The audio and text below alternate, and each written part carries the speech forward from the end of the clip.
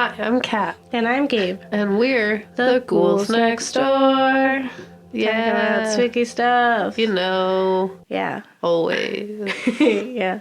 Kat and I are both sick. Super sick. Because this is what this time of year brings.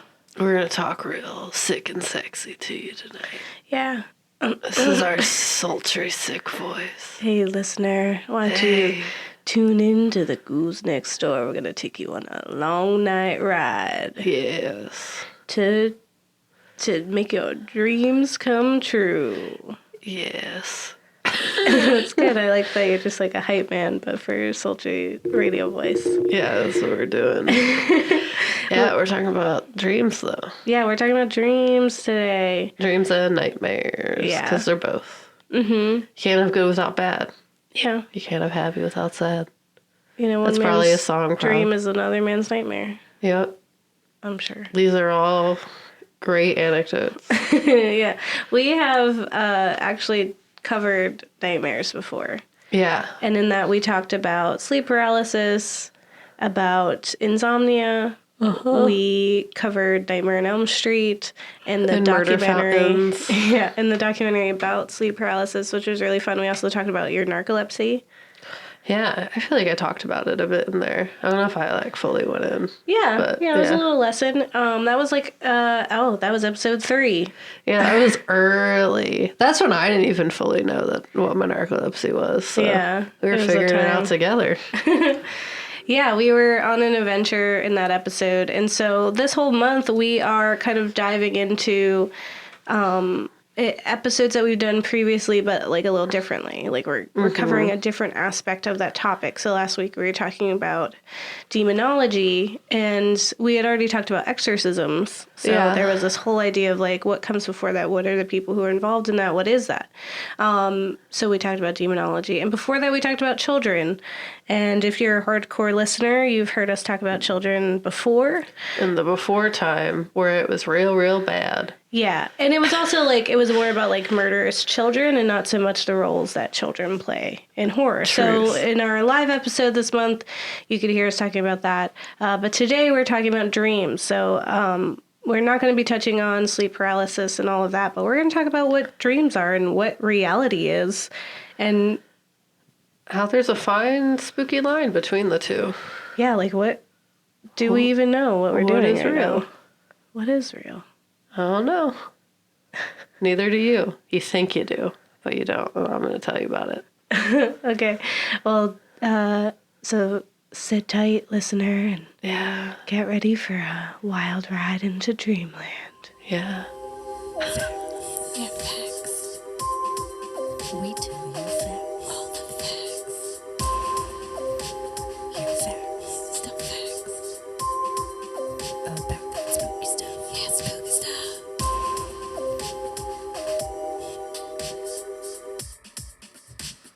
So, I want to start with everything that I read. Mm-hmm. Just really furthered my very real fear that we are currently in the Matrix. And I know what you're thinking. Before maybe you're like, nah, we're not in the Matrix. Robots don't have us in giant tubes. That's not happening. But also, you can't prove it's not happening. Because everything is questionable now. Yeah. After the things that I've read. Yes. And the things we've watched. Yeah, it just feels like the brain is a very complex thing. And in doing a lot of the research, it's a lot of people have kind of an idea, but no one really knows. Mm-hmm. No one agrees with each other. It's real vague. Even when looking at the dreams, it was just this means this, maybe. Yeah. And it's just trying to figure out what's real and what's not. Well, we're very complex.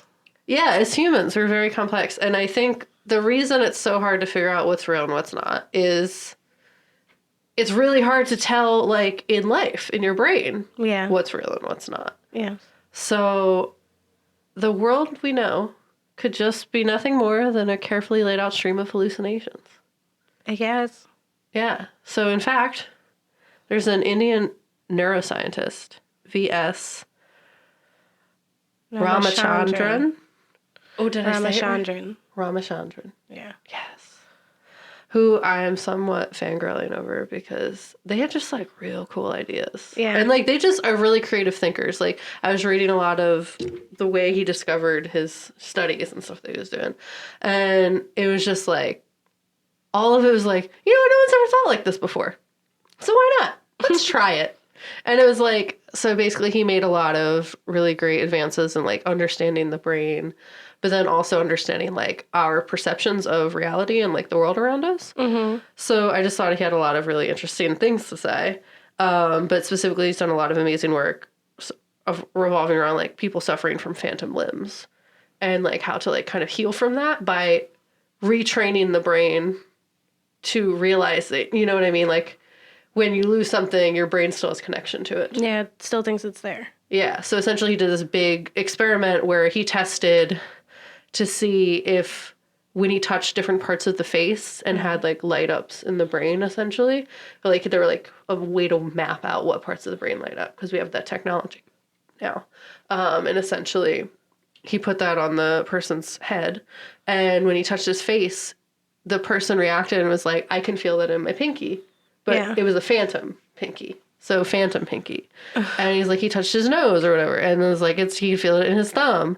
Mm. And it was like showing that your brain just replaces the location. And that's like, it doesn't fully comprehend that it's gone until you really like therapy that into existence. So he developed like these mirror therapies to like retrain the brain to have like the correct version of reality. Yeah. And it like helped a lot of people. And then also he's just really instrumental in figuring out that the brain is plastic. Mm-hmm. So all that trauma 101 stuff that like kind of is the reason that I feel okay with my life. He was part of like the work for that. So I decided, even though this phrase is taken completely out of context, that this guy knows what he is talking about. So he said, we are constantly hallucinating, and what we perceive to be true are simply hallucinations that best fit the current central information. Okay. So, like, whatever we want to be true is what's true. That's why there's some people who don't take the blue pill or the red pill. I don't know which one it was, but there's someone who stays in the matrix, and there's someone who's like, I'm fine with the other reality. Mm-hmm. A lot of us in the world would rather just chill and stay in the matrix. Yes. I'm probably one of them. Although, real root of the matrix make my body work this crappy. Because if I was, like, I might as well just be out then, you know? Maybe it works better there. Who knows? No, it's probably much worse. Stop! That's rude to, like, train some sort of, like, natural, like, exception. Oh. Yeah, they gotta make it real. No. My brain wouldn't know. Maybe my program's just broken. Maybe your brain would know. It's doing a glitch. What, and everyone else who has, like, bodies that are different are also broken? I don't know, man. Now you're making it complicated. Like, this entire thing. Yep. But yeah, so essentially it's just basically like it's very hard to tell what's real and what's not real. And that's kind of what's scary about like those really vivid dreams that like people can have or like that vague state, like when we were talking about sleep paralysis, when you see things. Mm-hmm. So it's like those hallucinations. Mm-hmm. You know what I'm saying? I said a longer version before. Hallucinations. Yep. So yeah, hallucinations. I did it. So basically there's no way to really tell what's real and what's not real. And it's really just like kind of what the brain feels like it. So I don't think anyone can tell me we're not in the matrix right now. Mm-hmm. I no longer believe that to be an impossible thing. So yeah, I'm not trying to spiral uncontrollably into conspiracy theory, but as a human with a neurological sleep illness, I'm always actively questioning that line already. Mm-hmm. And that's a scary thing. So it's like where you wake up or you thought you woke up and like took a shower and got ready for work. And then you wake up and you're still in your bed. Mm-hmm. Or like when you have a really scary dream and it just feels so real. Like something's chasing you so intensely and you wake up like as if you had just been running. Yeah. It's like really hard to tell. And there's so many different theories that exist around the brain and what we do when we sleep, and that no one really has like the real answer. So it's like there's people who believe that you go to sleep and then there's another reality that you wake up into, and we just don't have recollection of. That's why they describe people as having other lives. Mm-hmm. There's the one where what you're sleeping does basically is a feeling of like what your true desires are. You know what I mean? Like everyone has a different theory. Yeah. None of them are the same. No one knows. And that's scary. Because then we could just be in the Matrix the whole time. But yeah. According to neurophysiological... Oh my god, did I just say that right? Yeah.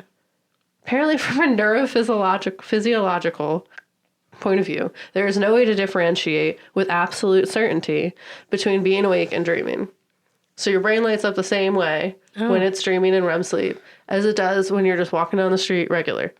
Because your brain doesn't know. Your brain doesn't know. So how do we really know? Is where I'm at. I think, therefore I am. Yeah, they say that, but... That's all I got. I can't say that you are, but I could say I am.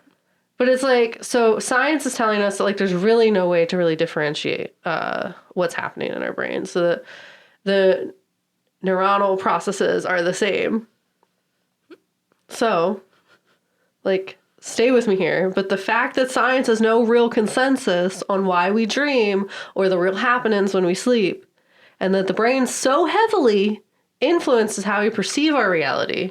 So, like, you know, if there's that whole fear... You know, that like in the video games, you know, if you die in the video game, you die in real life if you're in those virtual reality things. Yes. Or like, you know, so it's like the brain is very instrumental. Like there's people who have died literally just from like not having the will to like want to be here anymore. Like their heart and their brain did that. Like they thought that way and then that happened. Yes. So the brain is a powerful thing. Yes. Who is going to stand there and tell me that it is impossible with undeniable evidence that we're not all like tubes fueling the unseen robot army? And that's just where I'm at. And I think that's why it's scary, because it's like, one, you kind of question your sanity when you're like thinking about dreams. So you're like, what is real and what's not? That like really fragile line between the false and the real. Is something like I had to deal with a lot when I like didn't know I had narcolepsy, and I thought I literally was just losing my mind because my memories would live in my dream states and would not come to me in waking memory. You know what I mean? Like I wouldn't have connections to things, and I would do things and just not remember doing them. So it's like that reality that like, what is reality? Mm-hmm. What is real, and what is just something I've imagined, or who was in control during that time if it wasn't me? And then all this other, like, shady, stressful stuff. Yeah. That I just feel like make dreams really scary. And that's how I personally feel about it. Okay. And I think that's, like, how we kind of see it, unpack in media, where it's usually, you know, the fear is not knowing. Yeah. The fear is there's so many possibilities, and there's no way for us to fully understand them. Like in the Matrix, the whole thing is that so many people just don't know they're being used. Yeah. So many people don't know that what they see isn't real, and they just put so much meaning into it, and it means nothing. Mm-hmm. You know, and like then that's terrifying. Like, the fragility that comes with like experiencing something that might not be real and just being like, wait, then what is real? And the complete breakdown of like your entire reality and who you are as a person. And we see that in a lot of the movies where, you know, something supernatural is happening or something that is not fathomable with the current state of science or reality that we know, that it just makes us question everything else that's ever happened. And I think that's something as humans, like, is very terrifying to us. So yeah, that's all. No. Like, I might talk more. We'll find out. Yeah. Well, I wanted to kind of jump into what dreams mean, because I think that's interesting, because like a lot of people have the same recurring dreams. And I think that's really interesting, because when we talked about the sleep paralysis episode, what I thought was really cool was that there in that documentary, and then with talking with other people who have had sleep paralysis, we have all kind of had similar experiences. So just like that same creature. And that to me is like super eerie. And Yeah, it's just that's like, very what scary. is that? We're all the same person. Why wouldn't it be different? What if that was when we wake up for a second And the the robots aliens- or aliens are like leaning down over us and it's that guy? Yeah. Just for that moment. Just so you know, I'm just furthering my theory here. Yeah. Just throwing it out there. Yeah, I mean, it could be like that film we watched. What was it from Fourth the Kind? No, the Hulu Into the Dark, where it was a woman who crossed the border. Yeah. Yeah, and she ended up Yeah. as in a VR thing. But I always thought it was interesting because people always have like those very like usual dreams that everyone has, and there's always talk like when someone's like, oh my gosh, I've had this like recurring nightmare or this recurring dream. Does anyone know what this means? Right? And it's like, odds are if you're having like a reoccurring dream or nightmare, it's probably like you're under a lot of stress. And for some reason or another. Like that your brain isn't able to rest and that it's fixating on those things. And sometimes the truth comes through there. But sometimes it's just random, meaningless stuff. It just means your brain is like shutting down that way. Yeah. Like it just taking a nap. But we decided to dig into what some people might say dreams mean. And the one thing to take from this is that we have no idea. There is no exact answer because we're all different people. They're all different factors and features to our dreams and to our realities that just can't, like, there's no like one set of rules that you just drape onto someone. It's all like, this could be this. Yeah. Or it could be something else completely different. It's like when you have like horoscopes and you're like, Yeah. you might find love or You might hate someone. yeah, it's just like we gotta meet everybody. Yeah. You can't just make one cookie cutter. I don't know. We must a cookie cutter thing on for a person. You gotta make it different. Yeah. For everybody. Exactly. Yeah. We're all different chocolate chip cookies because our chocolate chips are in different places. Yeah. Yeah. Unique. Yes.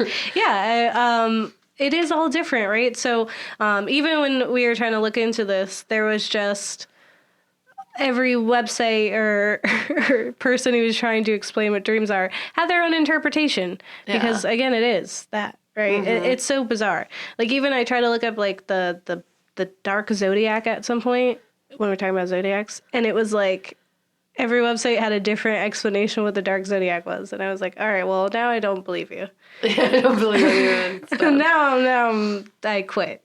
But I think it's still fun to kind of talk about because it is fascinating, and sometimes like even with zodiacs, right? Like when you're reading your horoscope and you're like, huh, yeah, oh my gosh, that's so me. Oh my god, I'm so me. That I'm such a Scorpio, which is very true. And Kat is very much a Gemini. Except I'm very antisocial. Yeah. Unless I know you, then we're best friends. But like best friends. Yeah, that's the other half of you. Yeah. It's the second side. I'm just loud all the time. So just remember that no one agrees on these things, and every website had different things to say about it. That's our way of saying please don't fact check us because there are no facts. There's no facts. We tried. We're willy-nilly in here. And we settled on the website verywellmind.com. Yeah. And they talk about understanding your dreams. Yes, they do. So one of the most common nightmares and dreams that people experience is being chased. Yeah, I've had those. Yeah, it's so interesting. I've had a reoccurring dream that happens to me where I'm being chased, and it's always on my street from growing up. And I've moved around a lot. Yeah, but it was like the street where I grew up when I was in high school. But I'm like running down the street, and as soon as I get past like my block and I'm about to head on to the other block, it was very vast because it was suburban. So there's just lots of like trees and people, like the houses, right? After I get past that first block and I would like kind of get past like the more familiar homes, it would just start morphing into like other places I've been. And it's just like continuous running forever. And it was always like a person that there was always someone behind me and I don't know who it is. Yeah. No, that's really real. I wish that we could just do a whole episode just talking about our dreams, because I've said some real horrific ones that were just like really stressful. Specifically with being chased when I was younger, it was a reoccurring dream that there was a T-Rex chasing my school bus. Oh. So I mean, most of the time I'd be in the school bus, but sometimes I'd be in the school Yeah. and the T-Rex would just be Trying to get in. trying to get me. It's like, what it is was it? all the time. Jurassic Park 1? I was very scared of the T-Rex in Jurassic Park and its eyes and windows Yeah, and you stuff. got in the Like window. that was I so guess it would scary be to me. 2. One of the ones where they bring him back or something. Yeah, I just know I had that dream like every week. That's crazy. Yeah. That's wild. But if you do have a dream of being chased, right? So it can vary. So sometimes it's someone who's totally random, like with mine, where it's just like I don't know who that person is.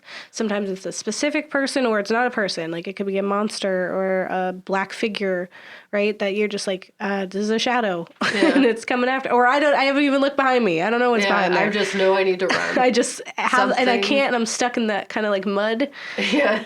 I always have dreams where I need to hit somebody, and then for some reason now I can't. Because, like, it's really slow to get my, like, fist to go where it needs to go. And I'm like, this is the one... And I get so mad because all I want to do is just really, really punch this person. And I can't. So that's the Scorpio in me. So fun not fact is that kids do usually dream more about animals and fantastic creatures. So, like, they're more susceptible to whatever they were watching on TV being the thing that's chasing them. Yeah. So it's like the Jurassic Park dinosaurs. Oh, yeah. It was always them. Or for me, having Chucky from Child's Play chasing me. Like, kid stuff. Mm-hmm. And apparently the meaning of the dream changes depending on who it is that is pursuing you. So if it's like a random mysterious person, then it's probably just like past experience or trauma that you're running from, which is interesting, specifically when we talk about one of the films that we watched, because this is definitely that. Whereas like he is both being pursued and pursuing, and it's all with this, like, it's reoccurring because he really is just trying to work through some of his own personal issues. If it's an animal, then it can show fear of your own flaws, anger, and passion. So just like, it's pretty much like your own emotions that you're like, what am I, like, I'm feeling too much. Yeah. I'm too much in my own head. Too and much now in it's my feelings. yeah. Too much in your feelings. And then there's a tiger behind you now. So I guess you're a tiger. Get it together. And it can also mean, in what every single one of these dreams, I would say, just like as a blanket statement, can mean that you're just under a lot of stress. Yeah. And that you're in some way being inhibited or pressured, right? Like you feel like you're restrained in your daily life, or you're feeling like you're being pushed too far in your daily life. And that's also a direct influence on whether or not you have sleep paralysis too. Like I suffered sleep paralysis just because I was super stressed in my life. Losing teeth is another one. I remember having a dream where I lost teeth, and the big deal about it was that it was in middle school when I had to play the trumpet. Ooh. And so I was like, I can't play my trumpet because, like, now my mouth doesn't fit right. Like, I can't push against my mouthpiece properly. And that's what I was stressed out about. I was like, I have a trumpet performance. Yeah, and so you were worried. Yeah. And that was it. But, like, in the dream, I had a trumpet performance. I don't know if I did in real life. But if you lose your teeth, it usually has to do with a fear of your appearance, how you're presented outwardly, whether that's vocally or physically, right? And that's kind of like, I guess I was like, oh my God, how am I going to be presented as a trumpet player? Trumpet's hard. Am I good at this? No. What if one of my family members comes and they're like, oh, they can't do that no more. That's terrible. What if one of my family comes is honestly a really good question, because it was always like, will they? Probably not. So, what if I'm not good enough to even get them there? That's that's what the kids think. Yeah, what if I convince them to come there and then I'm bad at it? And now they're like, this is why we don't come. Yeah. So that would suck. So it really ties, the losing teeth really ties into how you feel you're communicating or portraying yourself to the world, right? So like, am I coming across the way that I want to? Dreams about falling are also very common. And it's, ties to that idea that Kat was saying, like, if you die in the game, you die in real life, right? Yeah. And there's always that thing, like, if you hit the ground when you fall, does your brain think that you hit the ground? Yeah. I don't know if I've ever hit the ground in a dream. Me neither. And I've never had the teeth falling out thing. You're just so confident. You just love your face and your body and everything about you. We all know that you just exude confidence in everything you do. Oh yeah, me. You can be America's Next Top Model. Yes. If you 100%. have a dream about falling, it usually represents feeling out of control and a feeling of fear relating to regular life. Like you're just Okay. losing your stuff. Like, obviously, you're falling into nothingness or to the ground.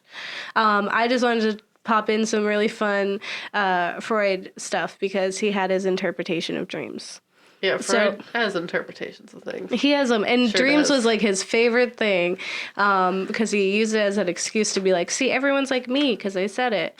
One thing I thought was really interesting in the study of his dreams was his interpretation of houses in dreams. Like everything is a person or a sexual organ, a lot of the time, but Cool. specifically with houses, if there's like sleek, like flat surfaces, then that was like a man. That's what it meant. It meant a man in your life. Whereas there was like, if there was projections or protrusions of like balconies and like elaborate things, then that was a woman. And it's usually things that you cling to, or it's protruding and it's like, it's fanciful. But what I found was really super cool. Why? So most of the things he says are sex symbols, right? And a lot of the times he's like, that's a penis. Like most, that's like a penis. always. Oh yes, the penis. Which is anytime there's a stick or a long thing, a pole, the Washington Monument, whatever it is, then that's probably the penis. Yeah. Because it can penetrate and cause injury, then it can be a penis. So like if there's like a weapon of some sort, like a sword or a lance. You know what I gotta say to Freud? Yeah. The only reason anyone had penis envy is because dudes were such dicks. Like, if you just gave us rights, we wouldn't want you. Yeah. You know?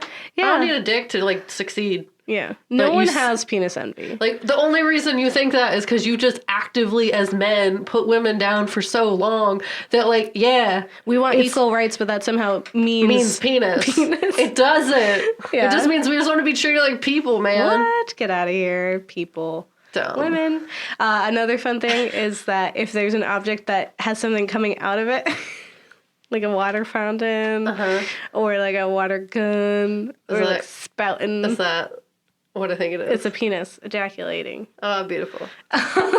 Yeah. But conversely, if we're talking about ladies, what are used to symbolize that are enclosed spaces that are capable of being filled with something. Cool. Just gonna let that linger for a second. So like pits or caves or bottles, ships. Oh, I see. The mouth. I see churches. what he is suggesting there. Where yeah, so it's just like That's we our can only be purpose. filled. That's all we are. That's all it is. We don't hurt. We just take in, and we can be clung to. That's what Freud said. He also said every man wants to have sex with his mom. And that we have penis envy, apparently. So that's his thing. Also, women's breasts are represented by apples, peaches, and fruits in general. Cool. Yeah. So that's fun. Yeah, so that's dream interpretation for you. So if you're having some dreams about like a sword stabbing a pit, then you need to get on Tinder or something. Right? Yeah, do it. Get out there. Yeah, films. We watched some films. Now let's talk about those films. And all that spooky stuff. And all that spooky stuff.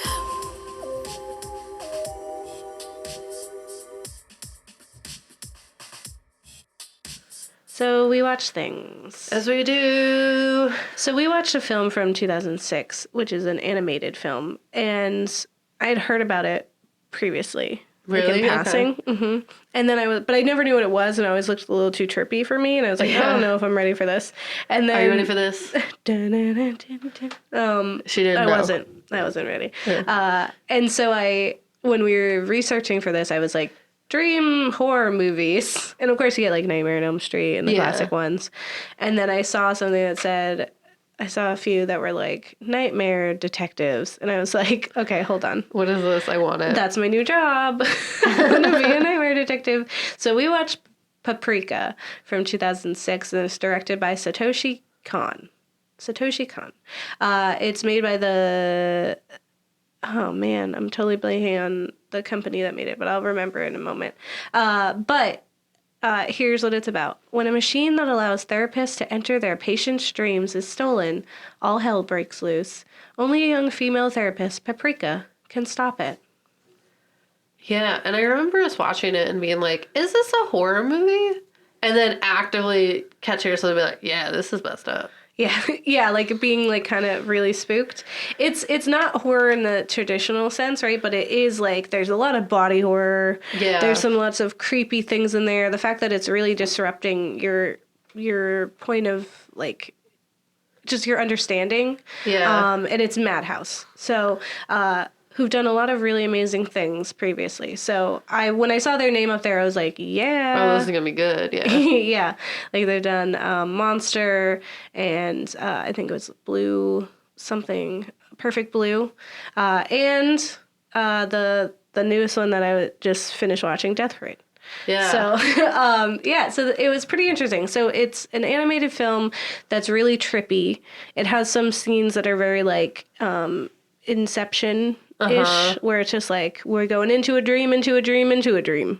Yep. Like it was like one person's dream, and then they ended up in another person's dream, and then they end up to the root of the dream, and then they have to come back out. And it's like if you die in the dream, you die in real life.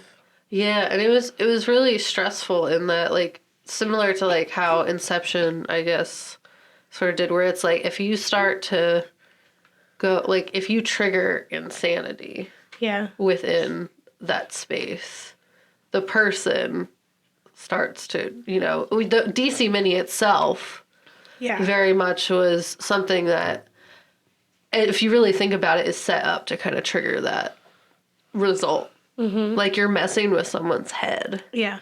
So like you're messing with something that shouldn't be messed with. Mm-hmm. And in doing so, you're blurring the line between what's real and what's fake. Yeah. Like, you even see that, like, throughout the film where it's just like, wait, are they still in it? Oh, they're back in reality. Like, that's exactly the whole thing. Is that, like, there's such a fragile line between reality and dreaming. Yeah. And it's hard to tell throughout the film, and they do a really good job. Yeah, it was, so what we have is this company that created this tool, the DC Mini, which is this thing you affix to the behind your ear, and it connects into your head, and then it connects into the therapist's head. They have their own device. Yeah. So then that therapist can kind of go into your dreams with you, and will actively, like, analyze them with you. Uh-huh. And the guy who made it, his whole thing was, like, dreams are fantastical. Like, he was like, dreams are fun.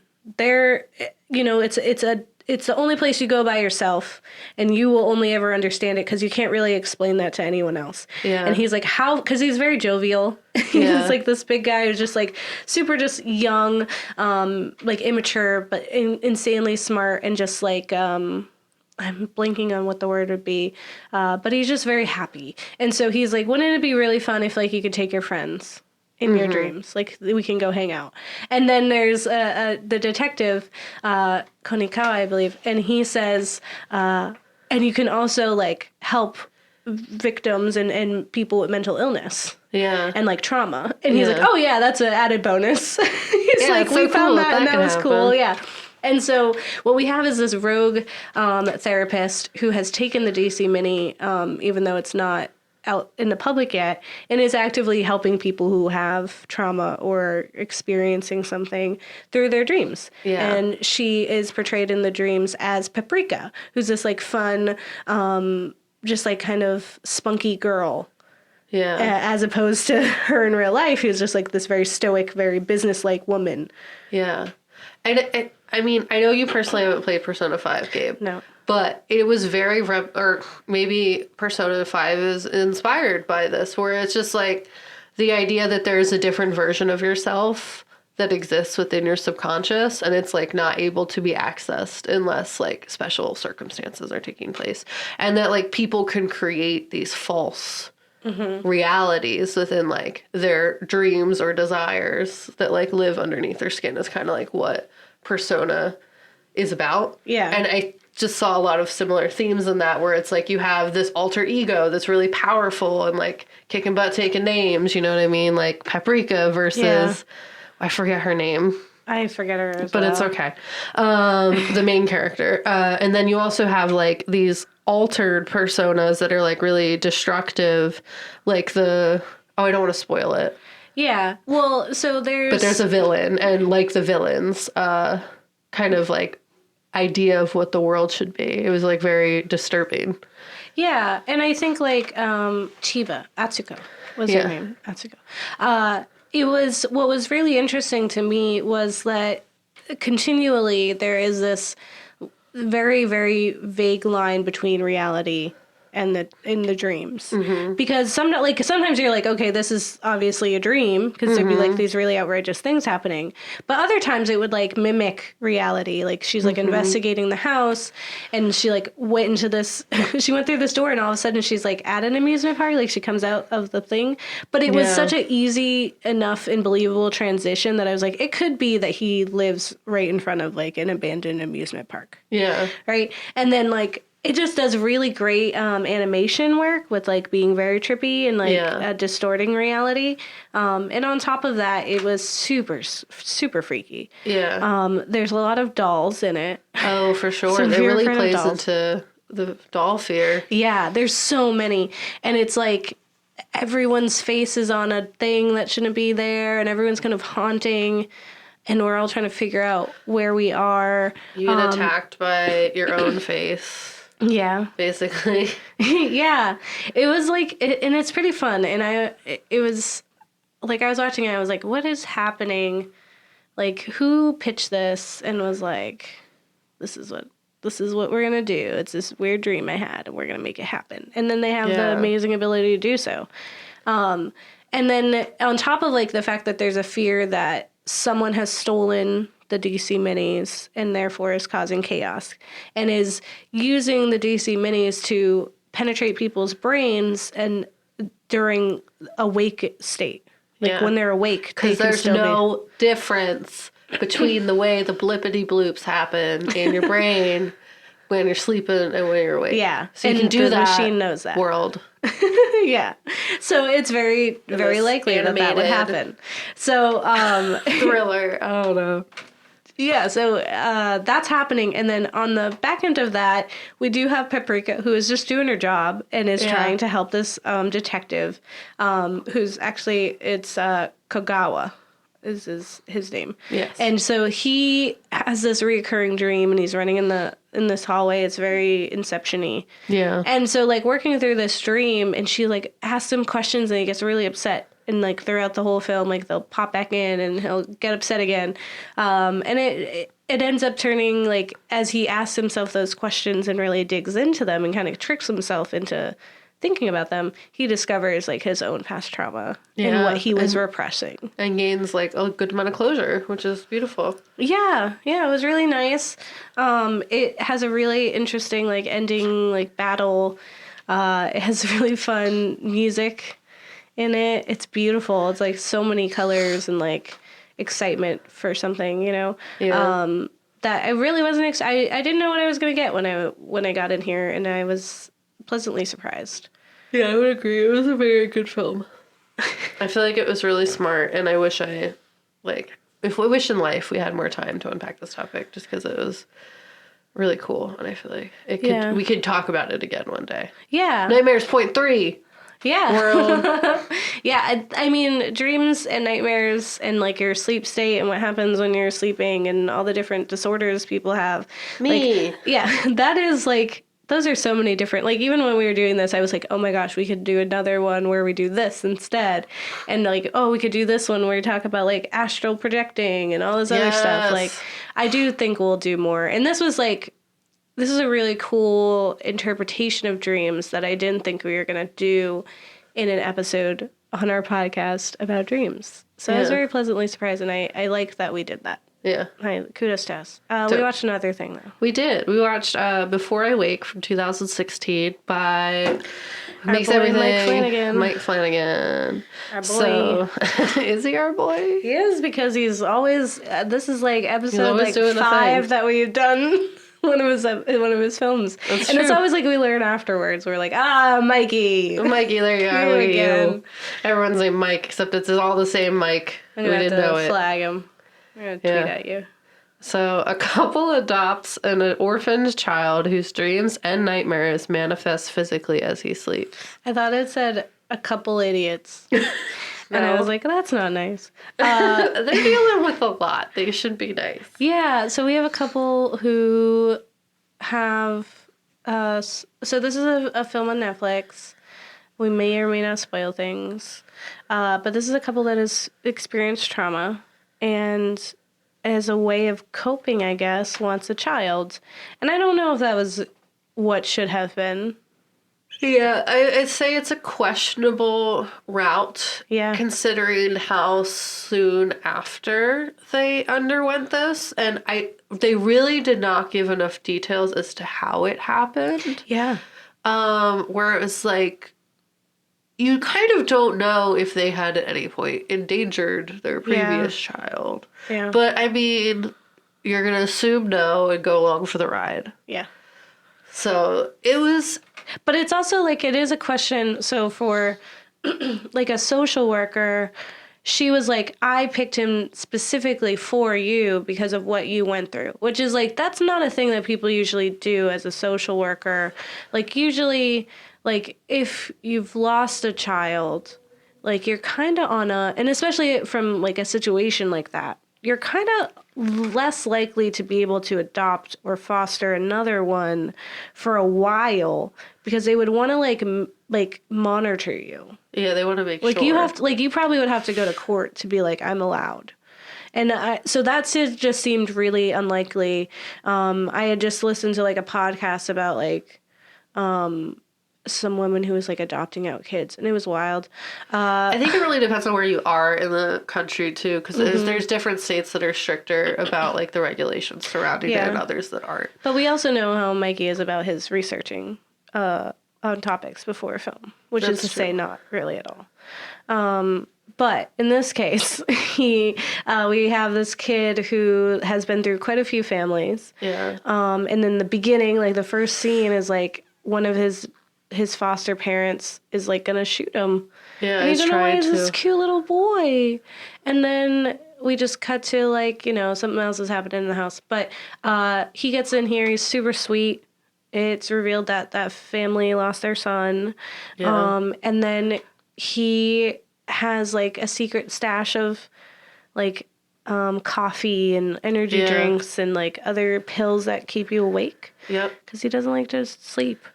And they're like, you need to sleep though, kid. Yeah. Like, I'm enough of a parent that I know this. Like, so they want to make sure that he sleeps. Yeah, which is like, arguably, like their responsibility as his new parents. Yeah. Like, yeah, in no way was, like, she discovers it, the new mom discovers that, and then, like, takes that stuff away, and she feels guilty because she feels like she's trespassing, which is, like, I do think there should have been more conversation about it, right? Because, like, if a kid has that extensive of a stash to stay awake. He had stimulants. Yeah, so it's like, you must have, like, I would have been like, he needs to go to a sleep study. Like, I would have been like, he needs to go to therapy. Someone gave him these. Yeah. Like, yeah. Or even beyond that, it's like something is happening and it, like, maybe he has night terrors. Yeah. Like, I feel like she didn't ask enough questions. Yeah. She was just like, I'll take away your entire very, like, rugged stash here. Yeah. And he didn't ask him really why. No. And kind of dismissed him, which is like a parent's thing, right? But it turns out that when he dreams, whatever he's dreaming of comes alive, which is also weird because, like, our dreams are not like that. We can't really, like, control them in that way. Like, there's the odds of him dreaming of butterflies that often is very rare. They always start with butterflies. Yeah. That's what they said. Yeah, that's wild. That's the part where I was just like, okay, what about, like, a normal dream? Like, we're not going to end up in the classroom. Yeah, it was strange that, like, the dreams are so repetitive and, like, that they were things that they wanted, not that he wanted. Yeah, you can't control he was those. very young. I feel like his dreams... And I mean, like, arguably, it's like you can't control them. That's why he just dreamed that the little boy existed. Because he saw the photo, because he was staring at it. So I could see that happening, but, like, there should have just been, like, maybe a little bit more variety. Mm-hmm. But it's hard to do. But obviously, like, it's CGI, right? Well, it was a weird, like, technical stuff happening. Yeah. But it was like, you had this mother who's still in pain, so she like uses this poor little boy because she doesn't know him. It's been like 3 days. She doesn't care for this boy yet. Yeah. That's not how that works. And yeah, it was weird. I don't think it was like awful. Yeah, I don't think it was a bad movie. I definitely thought it had its ups and downs. Yeah. I didn't regret watching it. But I was like, okay, yeah, I did it. Yeah, like it was decent. I don't think it was bad. I don't think anything was terribly problematic. I thought it was just there. Mm-hmm. Kind of like Jeff described. Like, it wasn't great, but it was there. Yeah. And it was okay. Yeah. And yeah, I think it's dealing with dreams was weird. And like he has this one monster, the Canker Man, who, you know, is after them. And then there's an ending that was really sweet. We won't tell you what it was. But I thought that was really cool that was good. How they did that. Yeah. There was a good explanation of why like kids, like the way that kids' brains work. Yeah. And how they interpret information that's given to them. And if they had miraculous powers like this, that would be very likely. Like how it would get twisted. Yeah. And it was kind of like a game of telephone and stuff. And I thought that was interesting. And that part I was like, okay, all right, Mikey. Yeah, that part was cool. Yeah. The ending outside of that, like weird, surrounding sad. that time period before they did the explanation. Yeah. Yeah. But like, yeah, I thought like the explanation at the end was really helpful. Yeah. Yeah. I liked that she kind of got it. I liked that the mom got it and she figured it out and that she became a mom. And I do like that it became this thing where she was like, I'm a mom and I need a son and here you are. Yeah. And that was cute. Yeah. Yeah, sorry, it was good. Okay. Feelings. Yeah, feelings. Yeah, I said feelings. Let's talk about feelings. Okay. And all that spooky stuff. I love spooky stuff.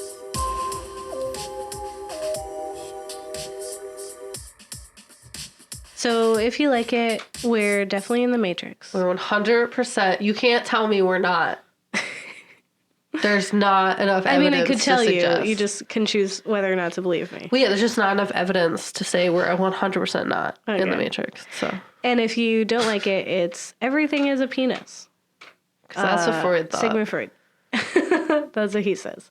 So on the topics of like dreams and reality and the very thin line between them. Yeah, that's my bread and butter, man. That's my whole life.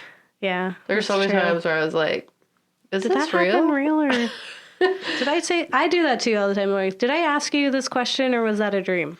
Yeah. And it's also just like, what?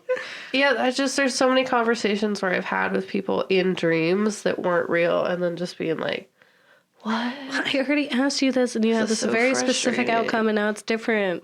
Or just like, yeah, I used to like to live in my dreams more than reality. Oh, There was yeah. a period of life Same. where I just wanted to go home and sleep because I was like, my dreams are so cool. Yeah. And like the whole narcolepsy thing is like REM sleep. That's all I did was dream. I lived 2 days. That's why I was so tired. Yeah. My brain was blipping and blooping all night. Yeah. That's true.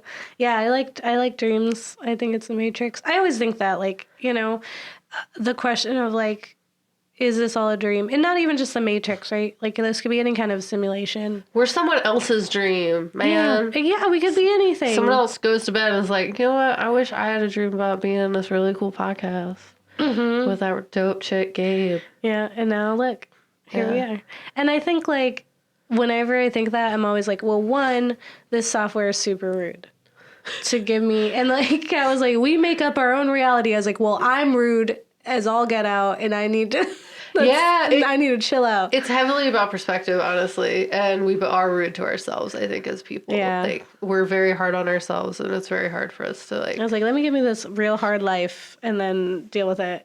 But also, like, I think if I have the choice of waking up, like, blue pill or like, red pill or staying in the simulation blue pill, I think that's what it was. I think I would probably stay. Same. I don't really, like... what? So what? You know? Yeah, it's okay. Like, what am I doing here that's any different? Like, so what if I'm fueling some robots or some aliens? Yeah. Yeah, I don't want to wake up in that world. That sounds we're like all doing worse. that, Sounds you know? worse, you know? Like, you breed animals to eat them all the time. Get over yourself. You're not that cool. And I mean, this seems way cooler than that, like, really, like, punk goth world. I don't know if I can wear that much leather, Yeah, that's first true. of all. Yeah, and there's only, like, 5 other humans alive. Please. I'd rather And live then in my everyone you love simulation. goes off and dies. Like, Yeah. it's rude. It'd be worse if it's the Truman Show. Because then it's like, oh, this was all a lie. That But would be messed up. That's just I sad. want to put a statement out, y'all. Okay. If I am in the Truman Show, that show haunted me. Yeah. That show haunted me. I Yeah. watched it over and over again so I could understand every section of that movie in the off chance I had to evaluate my surroundings. Oh, no. If I'm in the Truman Show, I'm never forgiving any of you. Yeah. This is the end. There's no after. Yeah. I'm gonna find all of you. Yeah. And this is over now. You've seen me act, so you know I'm I'm gonna not go- this. Outside of this world, go to the other world and be like, what? Yeah. I got a new one now. I'm not staying in the Truman Show. I will stay in the Matrix. It's Yeah. different. One's my creation. Yeah. The other is, like, just other people people. looking at you and laughing at you. yeah, I don't like it. That's not nice. Yeah. Weird science experiment. So, what about for the film Paprika? Oh, I thought it was dope. Yeah. We're 100% in the Matrix. Yeah. I wish, like, because there were a lot of articles written about it, and I wanted to, like, dive into it and kind of, like, it's really saying something. I feel like it's a smart movie. Yeah. I feel like it's trying to tell us something, and I'm, like, excited to look at it later and be like, dang, I wish we talked about that. Yeah. You know? Yeah. I So if think anyone wants to there's- talk about it later, let me know. I'm down. I'm here. Absolutely. I think, like, it is a classic, right? It's one that people really enjoy, and it does a thing where, you know, I feel like the way that Ghost in the Shell is very impactful for people, right? In that we don't really have to explain a lot, but we're still saying a lot. Yeah. And just, like, and that's kind of, like, a thing that, like, Japanese does, like, Japanese, like, film. Right? Yeah. Like, even when we were dissecting it, like, with The Grudge and The Ring, like, they don't say much. Like, yeah. they just give you show. just enough. They show you what Whereas you need to see. America has to, like, explain. And at the end, it was this person the whole time. Yeah, and this For is these everything. reasons, this is the trauma that impacted their life that made them this way. And you're just like, oh, cool. That's why I don't get jokes. I blame America. Yeah. They've been explaining stuff to me. Because you have to over-explain. No, I don't know. Yeah, I think it was, you know, explaining away our fear of technology, Yeah. our fear of reality, and the merging of the two, how Yeah. susceptible we are to that. It's how wonderful it would be to have just, like, a machine that would help people do that, but also, like, how dangerous it is to be in the wrong hands. And I think that's really cool because it doesn't have to over-explain. And even in times when it was still, like, very vague in its explanation. So you had to be like, wait, what did we just say? And I would enjoy watching this again and with a group of people to experience the absurdity of it. Yeah, it would be cool to watch with a group. I definitely agree with you. It's super fun. I enjoyed it. I liked the ending. I thought it was cute. I was, like, getting into it. And now I'm a nightmare detective, so. Yeah. What about Before I Wake? I'm in, like, a solid middle space. So not everything's a penis. But, like, there's definitely some penises up in this Matrix. Yeah. Like, that's that's where I'm at with this With arrangement. your judgment. Yeah. Like, it's okay. I'm happy we watched it because it was on my list and I was like, it looks cute. And what And it if your was dreams are real? I was just really mad at the mom lady because I was like, this poor boy, he didn't ask for that. Like, I just felt like no one understood him. Yeah. But And, I mean, like, no one honestly, stopped to try. Yeah, I mean, but honestly, Yeah. it's a pretty accurate portrayal of what it is to be a kid. Mm-hmm. Like, no one's thinking your dreams are real. Yeah. No one But goes even there. besides that, just, like, if you take out that factor, like, if the dreams really weren't real, like, and it's just a kid who has trauma, like, no one tried. And I get it because he's in the foster system. But even, like, the social worker, she was like, he's my favorite, but she knew nothing. Yeah. How'd she even not know? Like, it made me so sad. And he was so nice. He was such a nice kid to go through so much. And I was like, I feel like he was really, really good.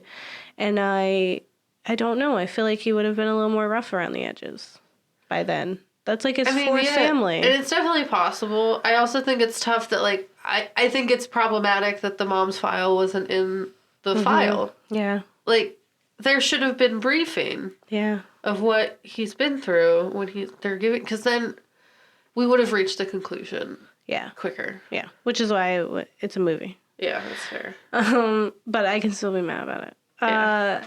Yeah. Well, that was Dreams, right? We have them. You have them. I don't anymore, really. Sweet dreams are made of these. Yeah, I don't. Who am I to I disagree take about medicine and I don't take them anymore. I don't have that. Yeah. My dreams were once made of these, but now they're... Kat, you're my dream. Oh, babe. Come true. Aw. Oh, we're cute. It's a Matrix. Oh, we're cute in the Matrix. We would never leave each other. It's true. Don't leave me behind in the Matrix. I would never. Okay. With these lungs. Yeah. Well, who knows? Maybe your lungs work out there. I don't think they do. It's not worth a try. It's You've not- been in it's a not- tube it's not for a worth the long risk. time. Your body does not work. It would take a long time for you to learn how to walk. Yeah, it's not worth the risk. I'm not just going to know how to do I'm that. also pretty happy in here, so... Yeah. You're like, no, there's no way any of them would have muscles. Anyway, so that was our episode on dreams. Yeah, thank you for staying on this long ride. Yeah, with us. We apologize us again for being being sick. I hope it was sultry and not irritating. This is for you. Yeah. And if you liked it, please drop us a rating and a like on iTunes because we appreciate it and it would make this illness better. And also, if this is the first episode that you are tuning into, We don't sound like this we usually. do not sound like this all the time. And I'd argue we are a little more eloquent and factual. Yeah. But today, Our brains are not working. we right. got it. We were trying for you. But if this is the only episode you heard, please listen to another one before try a you different drop a one. rating on iTunes. Yeah, that's true. I do feel like right now this is a little like ASMR. Yeah, we're really doing something So with just give us a rating on iTunes if you like ASMR. Yeah. Raspity dog. I don't know what that means. I hope you sweet dream of us later.